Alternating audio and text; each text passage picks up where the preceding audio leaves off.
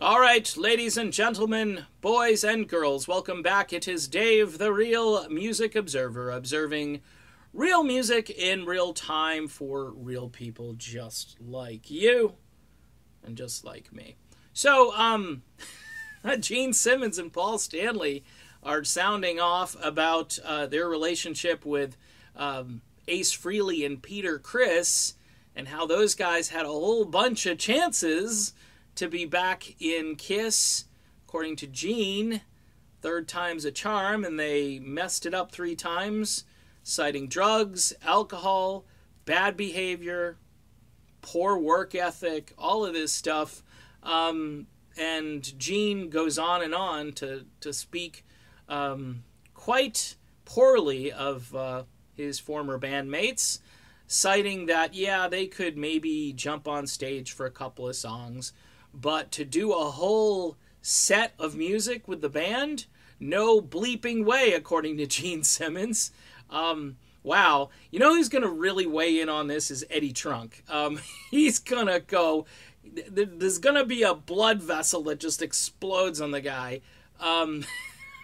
Because he's been talking about this forever. I'm actually more interested in his reaction than this article, because... look, are these guys, are they actually performing this music on the End of the Road tour? Or are they getting a little bit of assistance from technology, such as backing tracks, backing vocal tracks, and so forth, plucked from an earlier era of the band? Or are there people off stage doing this stuff? You know, there are several moments where things just don't sync up with the words.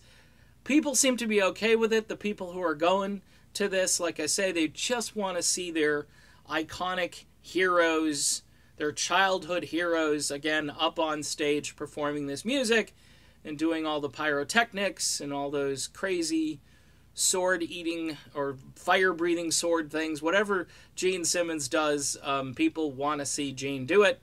I guess the music might be secondary, but man, oh man, kicking these guys to the curb, Peter Criss and Ace Frehley, who apparently had many chances, and according to Paul Stanley, they sold their images, their characters, back to the band at one point, and Paul thinks that was kind of a sort of a way to undervalue what they meant or what they were worth, and people do things maybe when they're not thinking clearly, or possibly they do it for a quick financial gain and then realize later that maybe they should have held on to it, or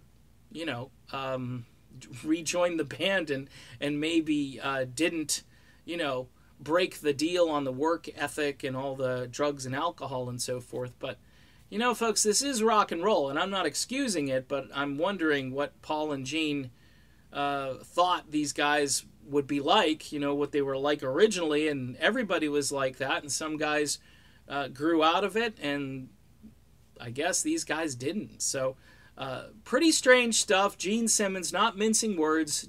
Gene usually doesn't mince words, but I don't think you're going to see Peter Criss and Ace Frehley jumping on stage at all, especially if they read this. I think those guys are probably going to be equally as crazed as Eddie Trunk is going to be when we hear his take on this. So there you go.